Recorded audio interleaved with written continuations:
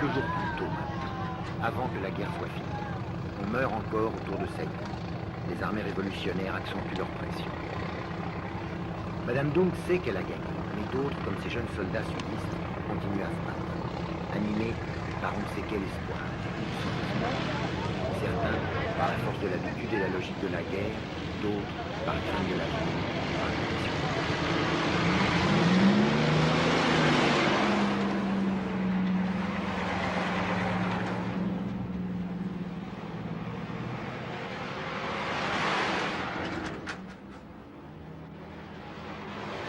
Nhưng không sợ nó. Je suis Vì un là soldat. lính phải chấp nhận hết đó.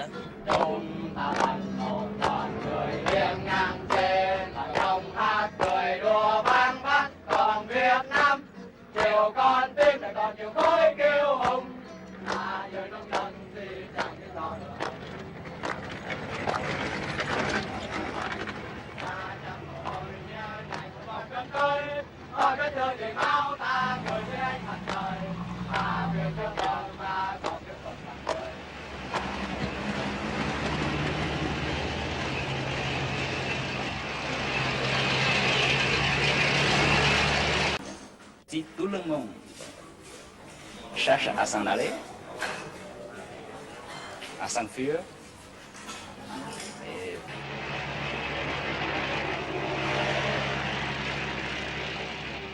Une route de Vangsuanloc à 50 km à peine. On y croit encore, confusément. Les soldats de la 18e division sud-vietnamienne montent en ligne. Ils préparent une contre-attaque.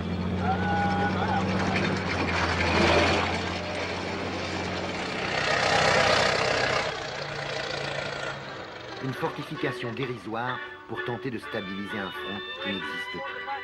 La 18e division attend une attaque frontale, mais les Bedoy ne jouent pas le jeu. Ils contournent les défenses en tenaille.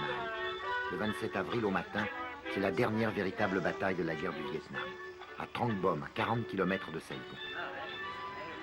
Vous avez déjà vu ces images au journal télévisé, le dernier document que nous avons pu expédier vers Paris avant que les communications soient coupées pour un mois.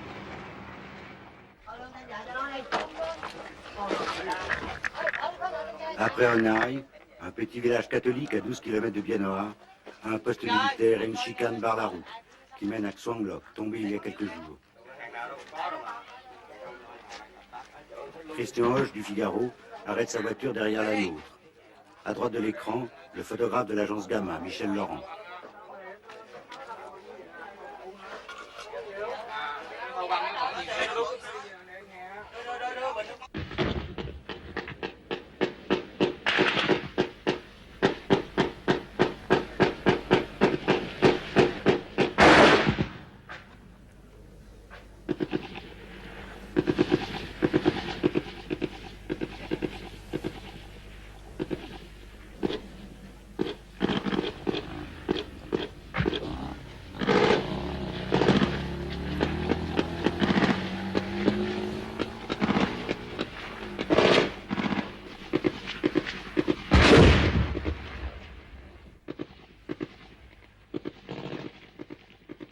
Jean-Pierre Moscardo va se replier en faisant signe à l'ingénieur du son, Claude Fabre.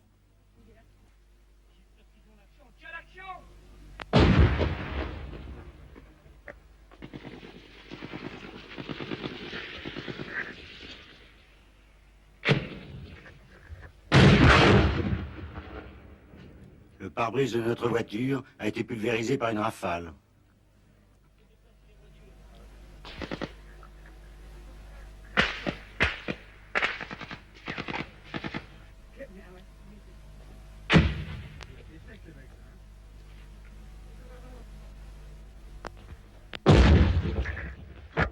La voiture du Figaro est touchée par un obus de mortier. Derrière Fabre qui court, Laurent s'arrête, se retourne. Christian Hoche n'a pas suivi. Les miliciens du village tirent sur les Nord-Vietnamiens qui arrivent. L'un d'eux court à la voiture de nos confrères.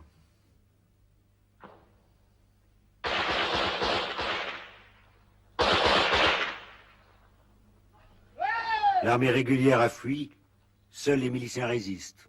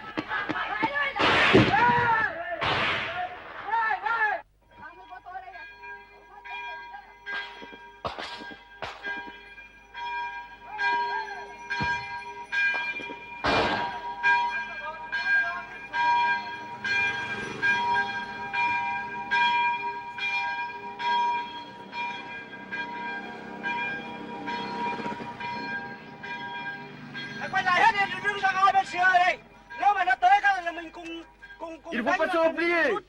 Oh, oh les enfants, il faut pas attendre Oh, il faut attendre l'armée. C'est pour mourir, on va mourir ensemble. Toán nằm trên nằm dưới bây giờ đi xuống đây bây giờ hết làm sao trên làm sao nói mẹ đi dưới nó có một toán rồi dưới nó có rồi cứ phải ở tại ngay đây đi để chặn lại ngay đó đây xong cái là bây giờ mình khi nào mà nó hư trên đây mình xuống kia phải không đi cả chứ bây giờ mình cứ đi lẻ tẻ chết bây giờ ạ.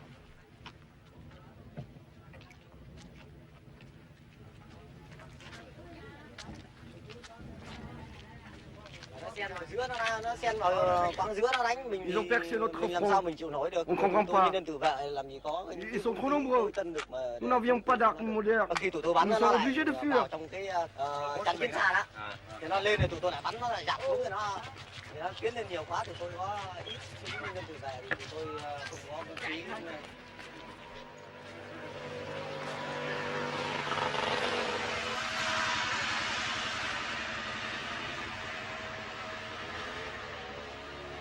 Họ đợi chiến đấu. Pourquoi se battre? L'armée elle-même ne se bat plus. Chúng tôi nhân dân tự vệ mà.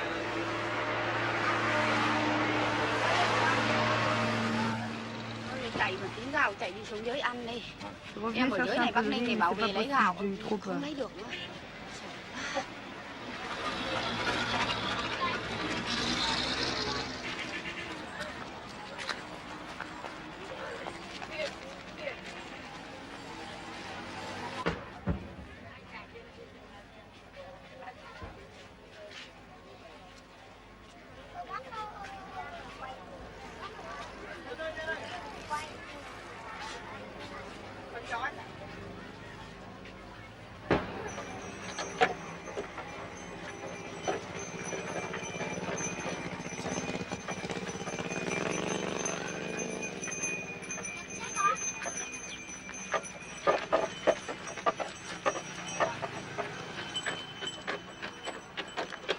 Une autre armée, l'armée infinie des réfugiés.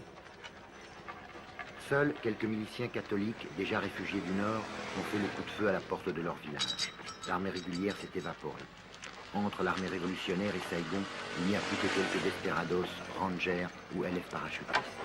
Les réfugiés ont quitté leur camp pour prendre la route de nulle part, au milieu des dernières escarmouches.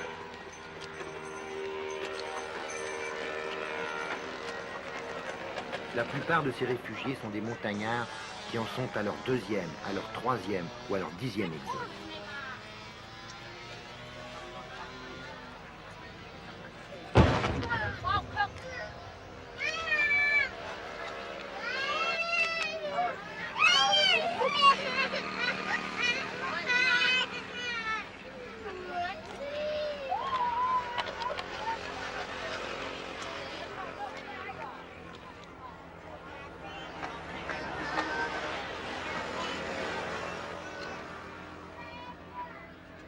Ici, l'autoroute est dite coréenne, à 15 km de Saïgon.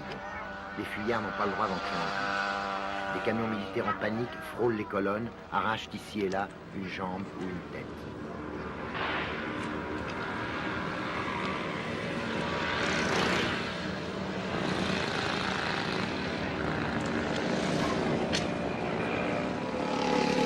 Les réfugiés marchent toujours, sans un mot, avec un courage tranquille qui a stupéfié tous les témoins.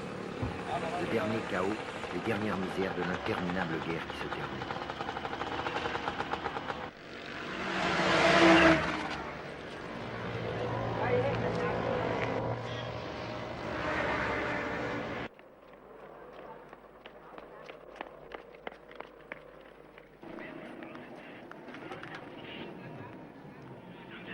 Lundi 28, à 2 jours de la fin, le pont de Xalo à l'entrée de Saïgon. Même pas une bataille. Quelques rangers défendent le pont contre l'armée qui déferle. Des hélicoptères appuient leur baroud d'honneur.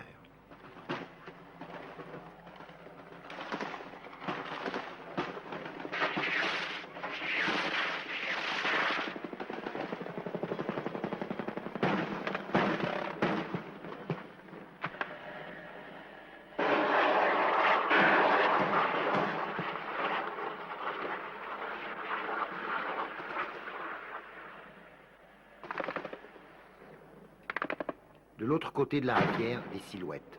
Ce sont les fantassins communistes qui avancent.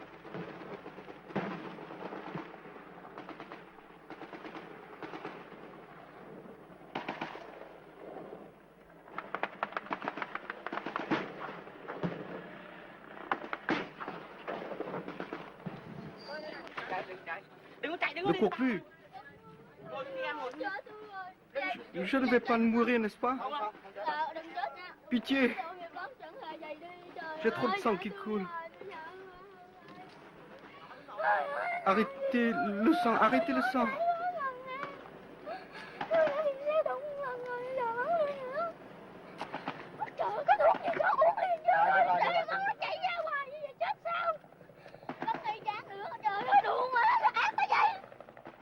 Pendant ce temps-là, à Saïgon, marchandage politique. Le président tué est parti, son départ a précipité l'inévitable effondrement militaire. Le vieux Huong, son successeur, se décide enfin à passer le pouvoir ou ce qu'il en reste. Le général Min aura juste le temps de capituler et d'épargner à Saïgon l'apocalypse du pilonnage d'artillerie et des combats de rue maison par maison.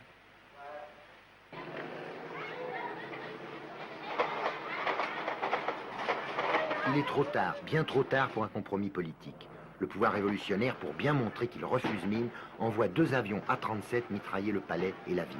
Toutes les armes de Saïgon se mettent à tirer n'importe comment, n'importe où.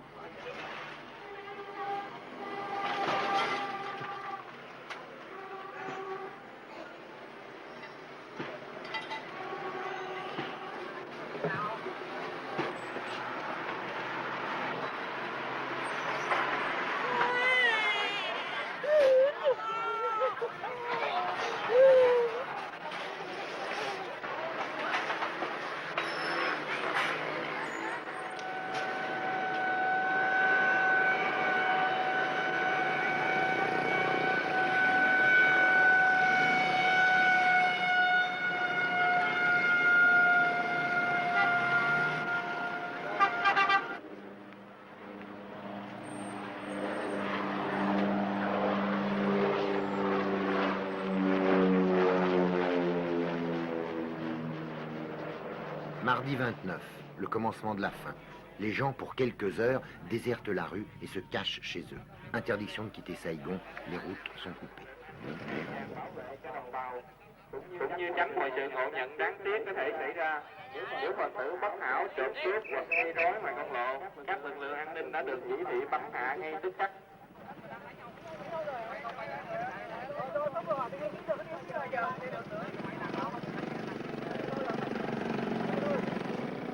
Theo thông cáo số 19 của Tòa An ninh, lệnh giới nghiêm đã được ban hành 24/24.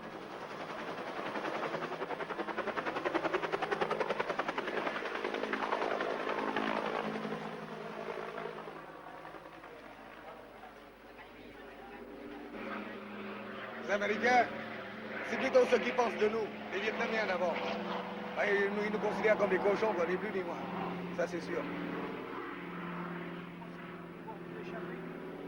Échapper, enfin, espérons toujours, on a toujours une chance. Il faut toujours espérer, il faut vivre avec l'avenir. Ma famille est coincée ici. La fièvre monte devant l'ambassade américaine où s'entassent des Vietnamiens prêts à tout pour s'embarquer dans les hélicoptères. Pour éviter la honte d'un départ politique à froid, les Américains ont attendu d'avoir les baïonnettes communistes dans le dos. Du coup, la panique est devenue contagieuse, pour beaucoup irraisonnée.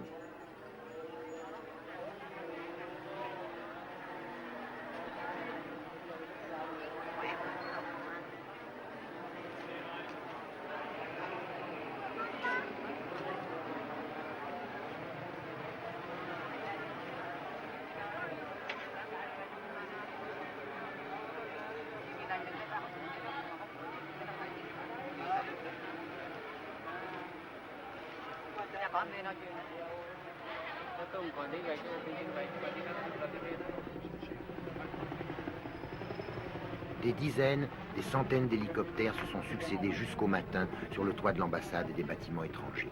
Les élus attendaient leur tour de partir, leur mince fortune dans un petit sac, vers les bateaux de la 7e flotte, puis vers Guam et les États-Unis. Pour quel destin? Les Vietnamiens ont payé jusqu'à 15 000 $ leur droit de passage. Il y a eu des scènes violentes et terribles aux portes gardées par des marines en armes.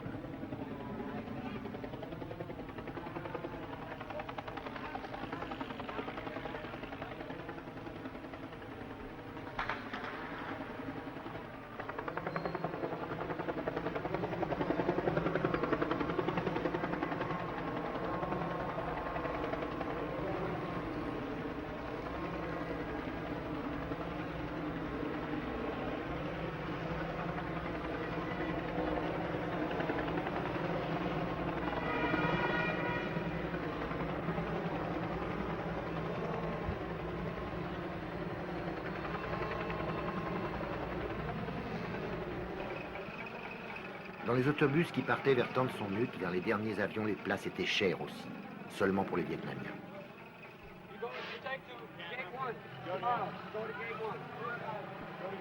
Not here, that's for American TCN, not for Vietnamese. Tomorrow, going to gate 1, okay? No, I know. I have to agree. I have to go to gate 1.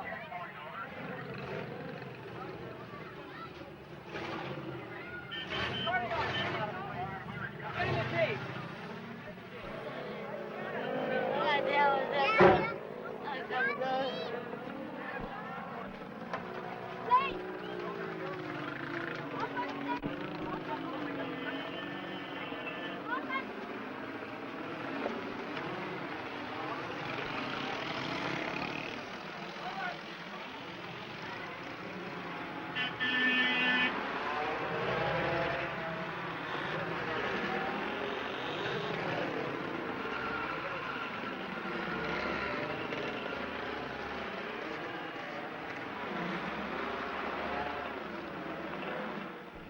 Pourquoi vous partez? Nous suivons le peuple qui part. Mais vous partez de Saigon? Peut-être. Vous avez peur?